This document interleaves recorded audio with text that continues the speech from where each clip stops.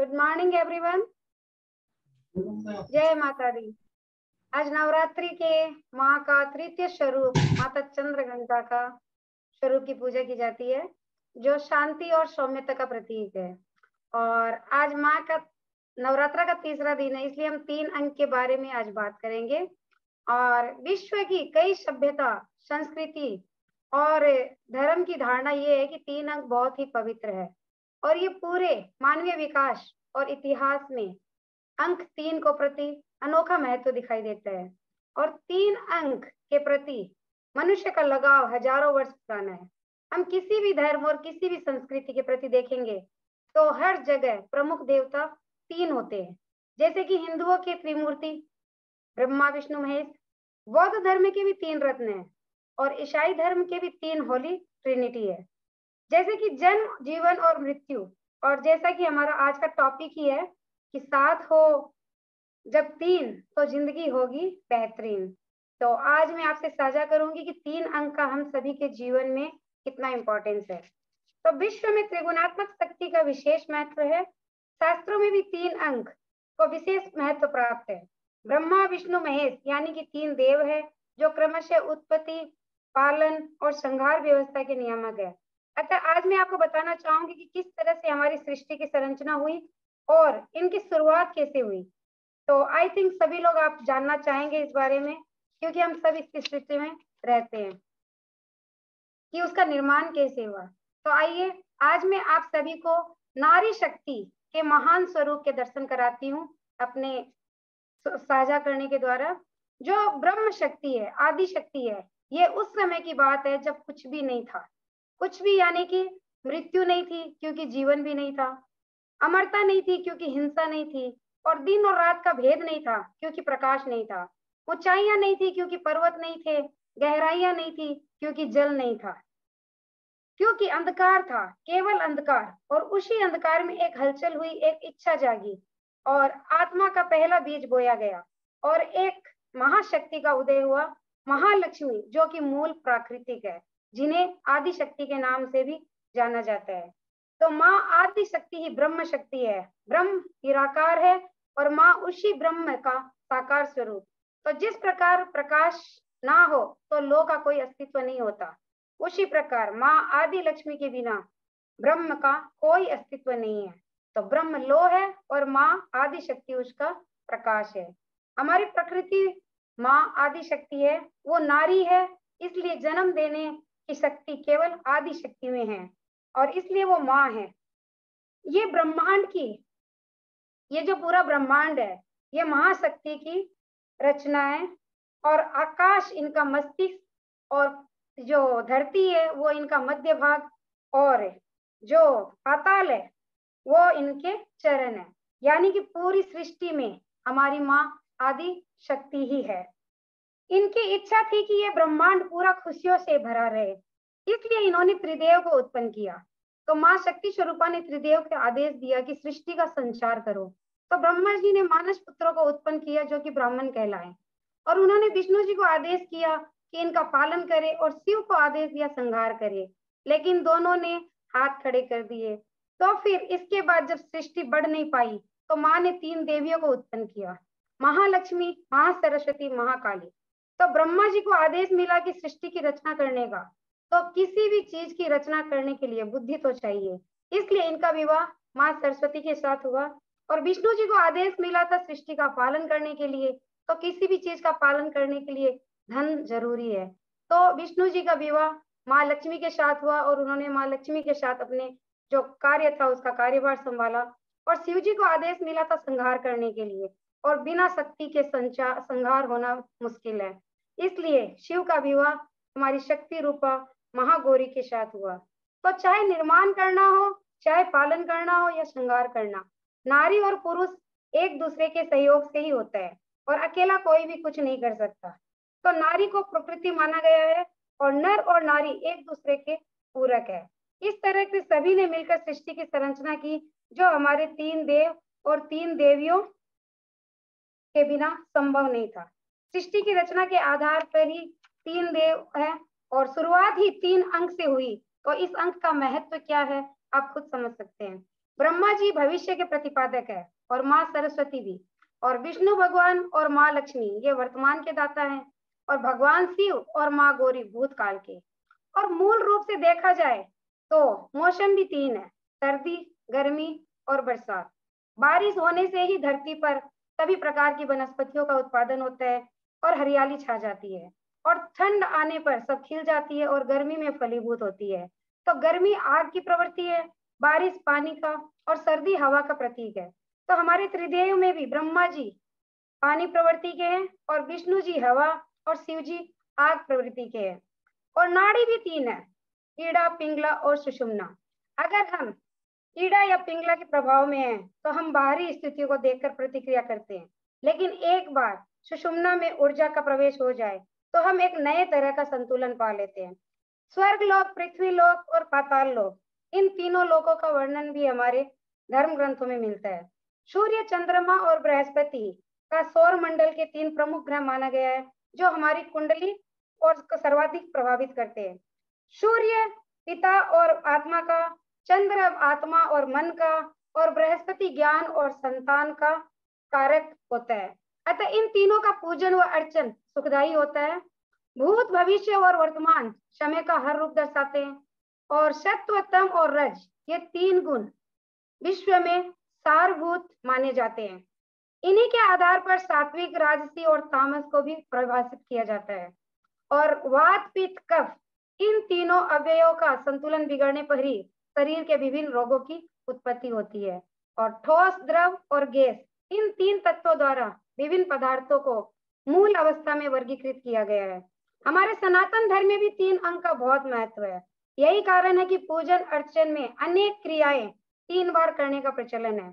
जैसे कि पूजन शुरू करने से पहले हम मुख शुद्धि के लिए 3 बार आचरण करते हैं और आचमन करते हैं, और आरती भी हम 3 बार लेते हैं। भोग लगाते समय 3 बार जल देते हैं। तीर्थ स्थल में भी 3 बार परिक्रमा करने की विधान है। और पूजन के दौरान हमारे इष्ट देव, कुल देव और स्थान देव, इन 3 देवों का ध्यान किया जाता है। और तर्पण भी 3, जैसे कि देव, ऋषि और पितरों का किया जाता है। तो जब हम देव का तर्पण करते हैं तो अग्रभाग से करते हैं हाथों के, और ऋषि का तर्पण करते हैं तो मध्य भाग से, और जब हम पितरों का तर्पण करते हैं तो दाहिने अंगूठे के भाग से करते हैं। तो ये दिशा भी हमारी 3 होती है तर्पण करने के लिए। जब हम देव का तर्पण करते हैं तो पूर्व दिशा में, और ऋषि का तर्पण करते हैं तो उत्तर दिशा में, और जब हम पितरों का तर्पण करते हैं तो दक्षिण दिशा में। तो धर्मशास्त्र की बात करें तो विशेषज्ञों के अनुसार 3 नंबर को एक बेजोड़ अंक माना जाता है। कहा जाता है कि यह अंक बेजोड़ होते हुए भी खुद में 2 और 1 को समाहित करता है, और इसके चलते इसे अन्य अंकों से भी शुभ माना जाता है। इसके अलावा आप त्रिकोण पर ध्यान दें तो तीसरी भुजा से ही इसका आकार पूरा होता है, इसलिए भी इसे शुभ माना जाता है। हवा, पानी और भोजन, ये तीनों में भी एक भी चीज हमें ना मिले तो हमारा बचना मुश्किल। यानी कि जीवित रहने के लिए भी 3 चीजें ही चाहिए, बचपन, जवानी, बुढ़ापा। ये 3 हमारी जिंदगी के पड़ाव है जिसे हर किसी को पार करना पड़ता है, और ये सभी जीवन के लिए आवश्यक मूल रूप है। और अभी तक जितनी बातें बताई ये सब एक दूसरे के पर्यायवाची है। ये पूर्ण सृष्टि में 3 का योगदान बहुत बड़ा है, और ये तीनों के एक के अभाव से भी काल चक्र रुक जाता है। इसलिए सृष्टि के संचार में 3 का बहुत बड़ा योगदान है। किसी एक के न होने से एक दूसरा अधूरा हो जाता है। इन तीनों के समन्वय से ही सृष्टि का संचार होता है और सभी क्षेत्रों में उन्नति घटता है।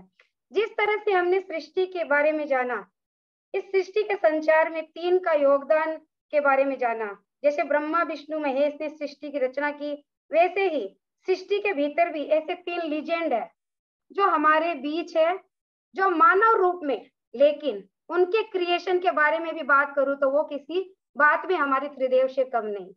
और इस क्रिएशन में जितने भी लोग जुड़े हैं उनका मानना है कि वो 3 लीजेंड हम सभी के लिए ब्रह्मा, विष्णु, महेश ही है, जिनका क्रिएशन है वेस्टिज। और आप सभी समझ चुके हैं कि मैं किसकी बात कर रही हूँ। यस फ्रेंड्स, सही समझे तो जोरदार ताली हो जाए हमारे त्रिदेव मिस्टर गौतम वाली सर, दीपक सूद सर और कन्वरवीर सर के लिए। इन तीनों के योगदान से ही वेस्टिज कंपनी का निर्माण हुआ, जो कि भारत की MLN कंपनी है। और एक कहानी सुनाना चाहूंगी, तो आप सब सुनना चाहेंगे? आप ना करेंगे तब भी सुनाऊंगी, क्योंकि ये इस बिजनेस का रूल है। अगर कोई मना करता है कि प्रोडक्ट नहीं लेना है तो हम कहते हैं ठीक है मत लो, लेकिन गुण तो जान लो प्रोडक्ट के। और कोई कहता है हमें बिजनेस नहीं करना है, अरे कोई बात नहीं, नहीं करना है मत करो, बिजनेस प्लान तो सुन लो, उसमें क्या जाता है। आप कहानी नहीं भी सुनेंगे तो भी मैं सुनाऊंगी। तो स्टार्ट करती हूँ। एक 10 साल का बच्चा था जिसे उसकी माँ ने एक प्रश्न पूछा, कि जो अक्सर हम भी अपने बच्चों को पूछा करते हैं कि बेटा बड़ा होकर क्या करना चाहते हो। तो बेटे ने बोला माँ बिजनेस। तो इस बच्चे के को मतलब कजन ब्रदर थे, उन सभी का आंसर डिफरेंट था। किसी ने कहा आर्मी में जाना है, किसी ने कहा हमको पायलट बनना है। तो इस बच्चे को दोबारा फिर से पूछा गया कि तुम क्या करोगे, तो रिप्लाई वही था बिजनेस। माँ काफी परेशान हुई। उन्होंने प्यार से बेटे को समझाया, देख बेटा बिजनेस करना हमारे खून में नहीं, बिजनेस तो मारवाड़ी गुजराती इन सब का काम है, जिनके खून में ही बिजनेस करना लिखा होता है। हमारे खून में तो सर्विस ही लिखा है। तो आज तक हमारे घर में किसी ने बिजनेस नहीं किया, तुम भी नहीं कर सकते। हमारे घर में पीढ़ी दर पीढ़ी सभी ने नौकरी की है, तो तुम्हें भी नौकरी ही करनी है। तो तुम्हें इस बच्चे ने 5-6 साल की उम्र में ही अपना चुनाव कर लिया था कि नौकरी में वो स्टेबिलिटी इनकम नहीं मिल सकती, तो मुझे बिजनेस ही करना है। और 4-5 साल के बाद माँ ने फिर से वही क्वेश्चन पूछा कि बेटा अब तुझे क्या करना है। बेटे ने फिर से वही रिप्लाई किया बिजनेस। तो माँ ने फिर से समझाने की कोशिश की कि बिजनेस की जिद छोड़ दे, लेकिन वो बच्चा बहुत ही हठीला था। और बड़ी उनकी माँ ने समझाया कि उनकी 2 बड़ी बहन भी है जिनकी शादी करनी है, और हमारे पास इतना मतलब मनी नहीं है, इतना बैंक बैलेंस नहीं है कि हम तुम्हारे बिजनेस करवा सके, तुम्हारे बिजनेस में इन्वेस्टमेंट कर सके, और तुम्हारी पढ़ाई भी तो है। फिर भी उसकी जिद नहीं गई। और वही क्वेश्चन बड़ा होकर कि क्या करना चाहोगे, तो माँ फिर परेशान हो गई उसके रिप्लाई सुन के कि बिजनेस ही करना है। तो माँ ने बेटे की जन्म कुंडली ले जाकर बड़े से बड़े पंडित, बड़े से बड़े ज्योतिषी को दिखाई, और हर एक पंडित और ज्योतिषी ने एक ही बात बताई कि बच्चे के भाग्य में बिजनेस नहीं है।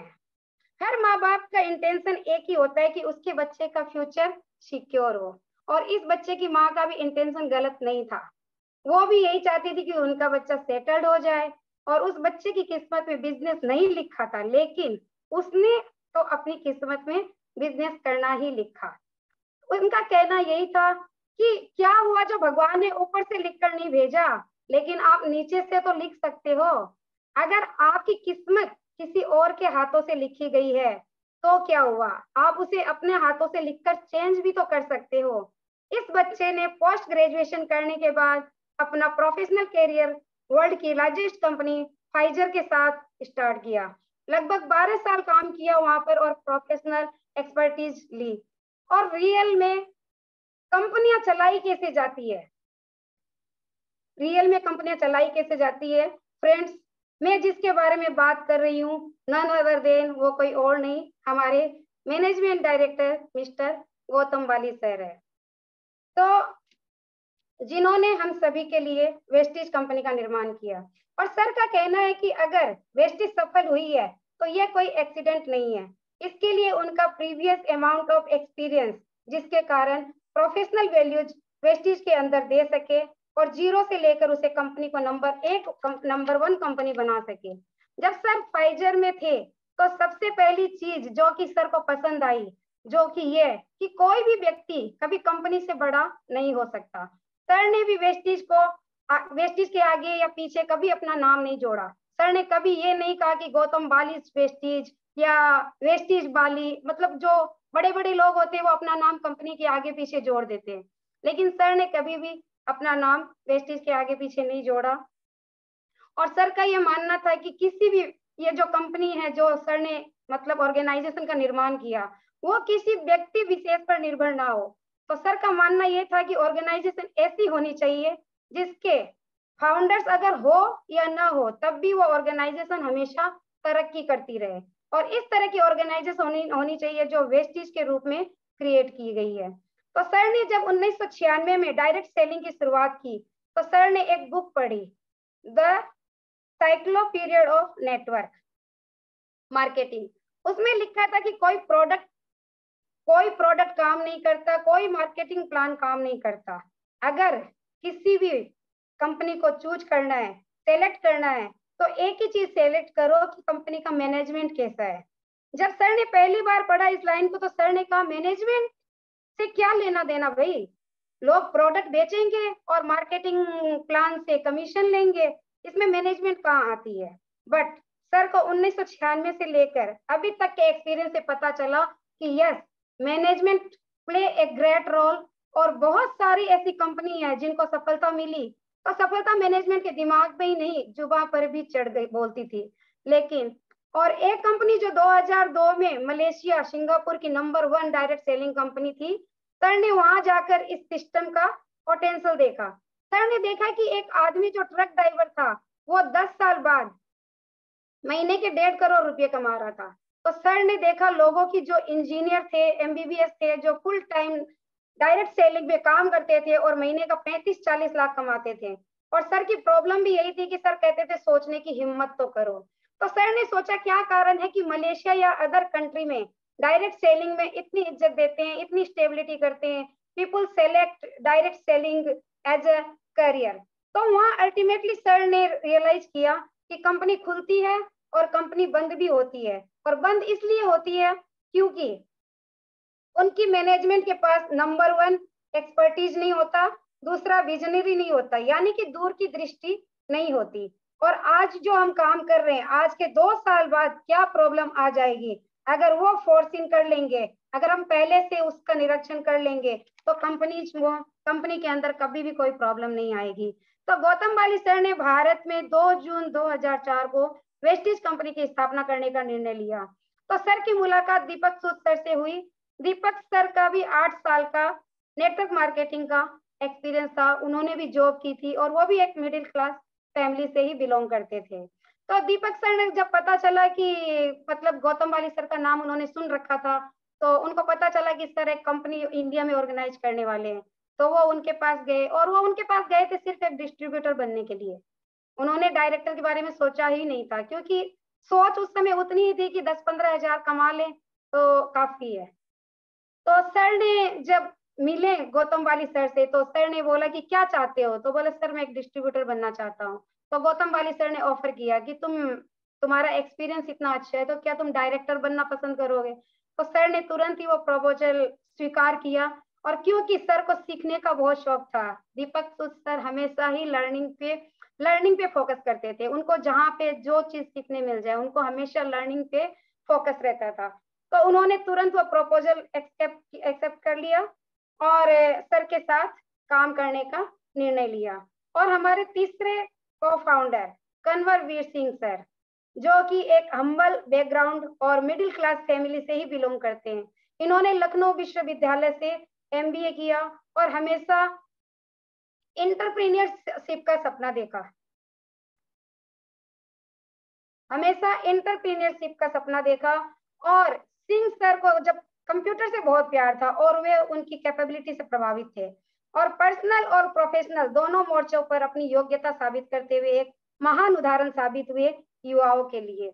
और इन्होंने भारत के प्रत्यक्ष विक्रेताओं को सशक्त बनाने के लिए लगातार बेहतरीन टेक्नोलॉजी का यूज किया।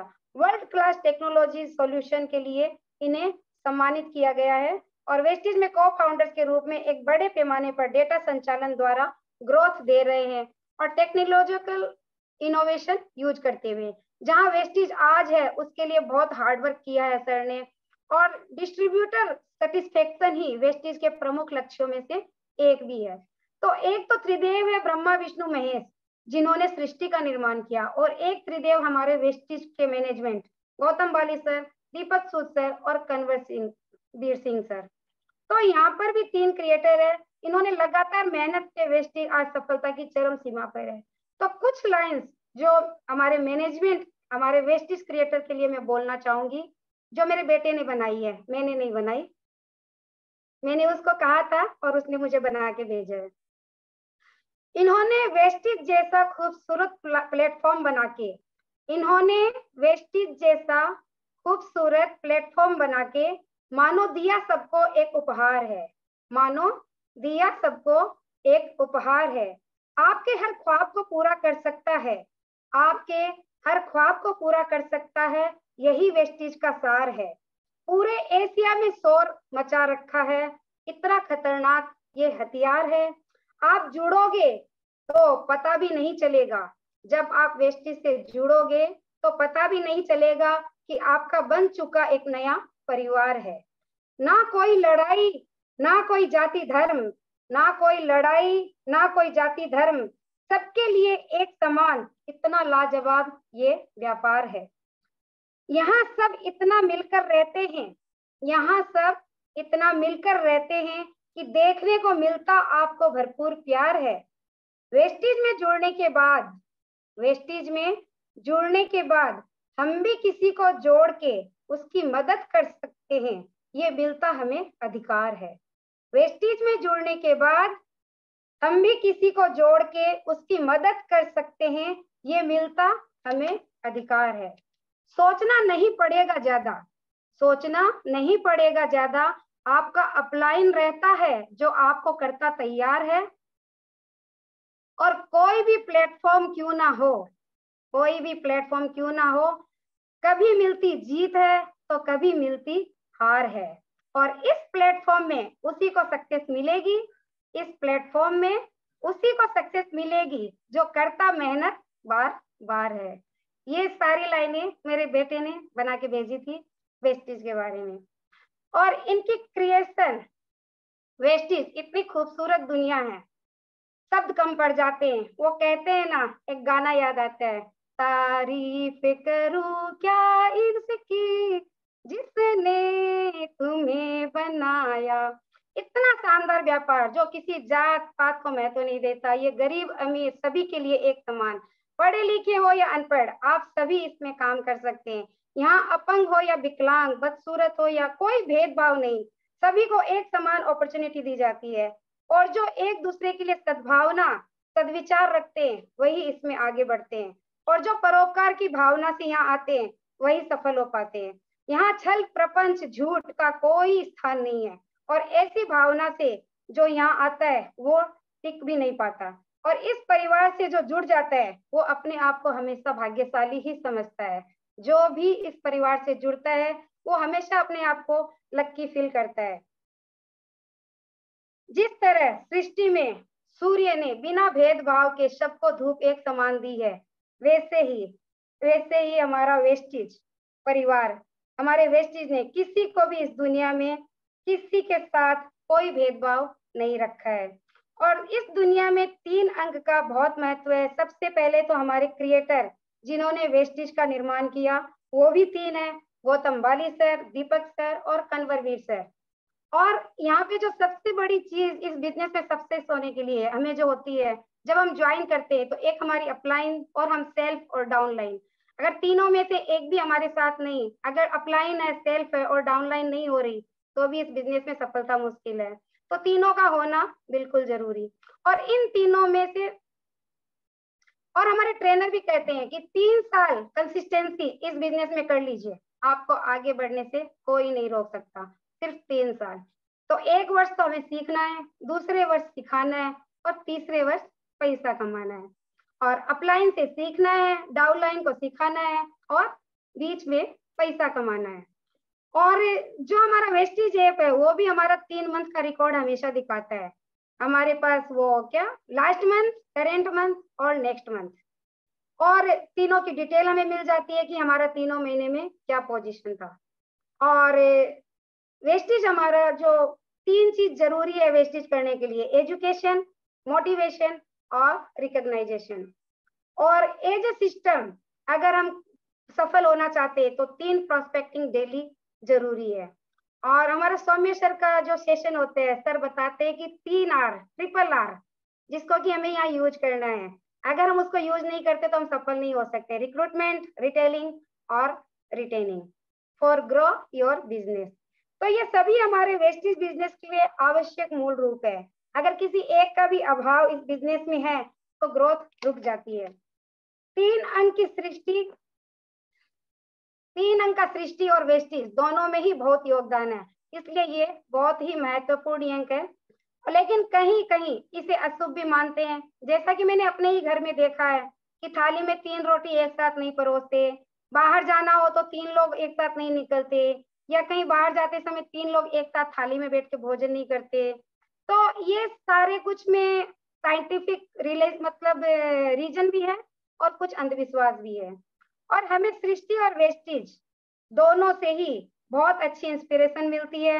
दोनों ही जगह हमें सिर्फ अपने कर्म का ही फल मिलता है, चाहे वो सृष्टि हो चाहे वेस्टिज हो। हम जितना कर्म करते हैं, हमारा कर्म जितना सद्भाव से किया जाता है, उसी प्रकार से हमें उसका फल भी मिलता है। और एक बहुत अच्छा मैसेज जो हमें सृष्टि से भी मिलता है और वेस्टिज से भी, तो वो मैसेज मैं आप सबके साथ भी शेयर करना चाहूंगी।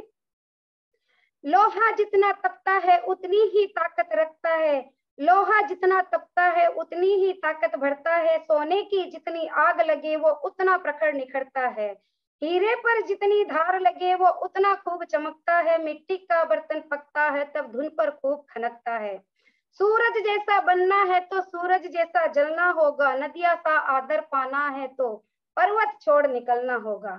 और हम आदम के बच्चे हैं, क्यों सोचे राह सरल हो, हम आदम के बच्चे हैं क्यों सोचे राह सरल हो, ज्यादा वक्त लगेगा पर संघर्ष जरूर सफल होगा, हर एक संकट का हल होगा, हर एक संकट का हल होगा, बस आज नहीं तो कल होगा।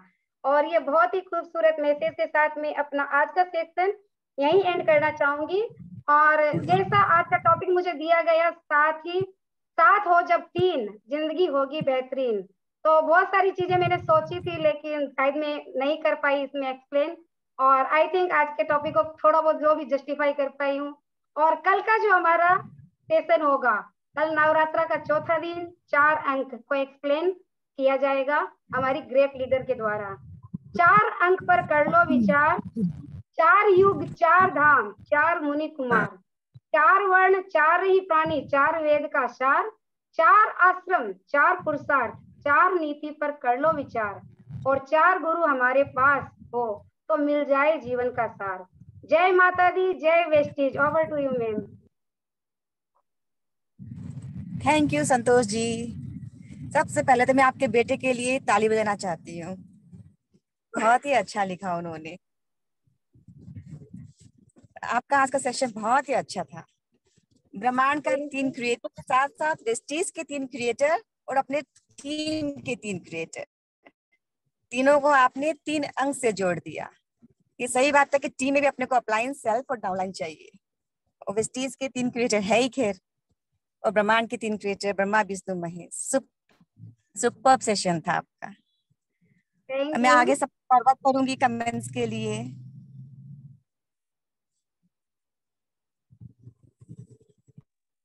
Good morning Santosh ji.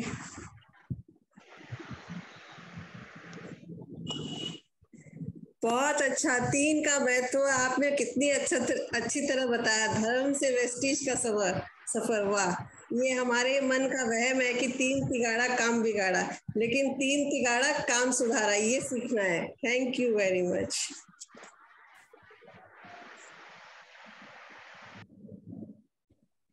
Good morning Santosh ji. Literally बहुत अच्छा लगा आपका सेशन सुन के। और जैसा शीतल जी ने कहा ना कि दिमाग में 3 को लेके नेगेटिविटी होती थी, तो मुझे नहीं लगता इस सेशन के बाद किसी को भी 3 अंक गलत लगेगा। आपने जहां हमारे कंपनी की रचना हुई, जहां सृष्टि की रचना हुई, वहां से जो 3 अंक का वैल्यू बताया है, उसके बाद तो 3 अंक हम लोगों के लिए खास बन चुका है। और आपके बेटे की पोयम बहुत प्यारी थी। Thank you so much. Good morning ma'am. जी गुड मॉर्निंग संतोष जी।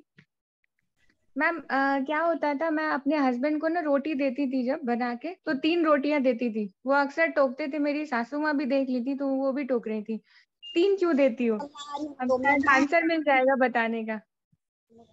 खाना खा के पता नहीं अजीब सा हो गया। हेलो, गुड मॉर्निंग संतोष जी। मेनका जी का शायद पूरा नहीं हुआ है ना एक्चुअली। सॉरी, वापस बोलिए आप। मेनका जी आप बोल रहे हैं। मैं बोली मैम, अब 3 का मतलब उनको ज्यादा अच्छे से समझाते बनेगा कि 3 की वैल्यू होती क्या है, 3 रोटी की भी वैल्यू क्या होती है, दिया जा सकता है। अब कोई प्रॉब्लम नहीं है, इस चीज में। Thank you ma'am. Good morning Santosh ji. Sir की कहानी भी बहुत अच्छी लगी। एक्चुअली जो मैं बोलना चाहती हूँ सबने बोल दिया, इसलिए मैं टाइम वेस्ट नहीं करूंगी। सर की कहानी बहुत अच्छी थी और आपके बेटे ने जो कविता रूपी कहानी बनाई थी वो भी बहुत अच्छी थी, और सेशन बहुत super, nice, very nice, thank you. Good morning. Good morning ma'am. नहीं गुड्डी जी आप बोलिए बोलिए। पूजा जी, पर एक्चुअली हाँ पूजा जी से थोड़ा सा, पूजा जी आप इसलिए चांस लेना पड़ेगा मुझे, क्योंकि फिर मैं व्यस्त हो जाने वाली हूँ, है ना। थोड़ा सा समय निकाल के मैं आई हूँ, तो सॉरी। हाँ पूजा जी। सो कोई बात नहीं ma'am good morning. Yes yes, good morning Santosh ji. बस मुझे एक ही चीज लगती है कि ऐसा कोई भी चीज नहीं है जो वेस्टेज से रिलेट नहीं होता है। सृष्टि ले लो, दुनिया की कोई भी चीज को पकड़ लीजिए आप, किसी भी चीज को हम कहीं से भी वेस्टेज को कनेक्ट कर सकते हैं। तो ये सेशन हमको एकदम प्रूफ करके दिखा रहे हैं कि कैसे 1-2 नंबर हो या सृष्टि हो या माता के नवरात्रे हो या सारी चीजें, कुछ भी उठा लीजिए, दुनिया की किसी भी चीज को, रिलीजन को उठा लीजिए, तो सब क्या होगा, उस चीज से कनेक्ट कर सकते हैं हम लोग डेफिनेटली। और ऑब्वियसली जो जिएगा वेस्टीज को, जो पाएगा वेस्टीज को, वही इस दुनिया से वेस्टीज को कनेक्ट कर पाएगा। तो डेफिनेटली आप लोग के जो भी सेशन टॉपिक के अनुसार बहुत ही अच्छे से आप उसको जस्टिफाई कर रहे हैं और टॉपिक को क्लियर भी कर रहे हैं हमको। थैंक यू, आप लोग इतना अच्छा नॉलेज हमारे साथ शेयर करते हैं और हम उससे कुछ बहुत कुछ सीख पाते हैं। तो thank you. Over to Puja ji. Thank you. Good morning Santosh ji, good morning everyone. बहुत ही अच्छा नॉलेजेबल सेशन था, और जो आपके बेटे ने स्टोरी बनाई ना वो बहुत ही अच्छी थी। उससे हम लोग एकदम कनेक्ट, और ज्यादा कनेक्ट हो गए। और जो गौतम बाली सर ने उस टाइम 2004 में सोचा था, उन्होंने आज हमारा जीवन ही बदल दिया। ये तो डेफिनेटली हम लोग कह सकते हैं, क्योंकि हम एक वेस्टीजियन हैं। Thank you. ओके, मैं भी कुछ बोल लूं। आज मैं यहाँ पे एज अ पार्टिसिपेंट बैठी हुई हूँ, not as a upline. As upline है इधर ज्योति जी है, आज वो होस्ट है। ओके, तो सेशन तो नो डाउट सभी को समझ में आ रहा है कि जो दिया गया वो वेरी वेल डिफाइंड। हाँ, सबसे सैल्यूट तो मारना पड़ेगा आपके बेटे को, और वो पोएम शायद सभी को चाहिए होगी, तो आपको जरूर से उस पोएम को ग्रुप में शेयर करना ही पड़ेगा। तो उसी में मैं शायद उसी को थोड़ा और आगे बढ़ा देती हूँ। इसकी ट्रेनिंग ही तो हमारे दिमाग की करती तेज धार है, ये समझ लिया जिसने भी तो पक्का लगेगी हमारे जीवन की नैया पार है। सो ओवर टू रेस्ट, क्योंकि 2 मिनट हमारे पास है। अगर किसी को और कुछ कमेंट करना है तो वो करे, फिर हम मूव करेंगे आज के सेशन को यहीं अपने समय पे ही खत्म करके, फिर कल एक नए सेशन जो कि है हमारा दिन, चौथा दिन, 4th डे। तो डेफिनेटली जैसे 1, 2, 3 में हमें कुछ मिला है, चौथे में भी कुछ ना कुछ हमें नया जरूर मिलेगा। तो over to rest. Good morning ma'am, and yes good morning Santosh ma'am. Actually आपकी हर लाइन पे मैंने ताली बजाई है, इतना अमेजिंग था आपका। और यस, सबने बोला पोएट्री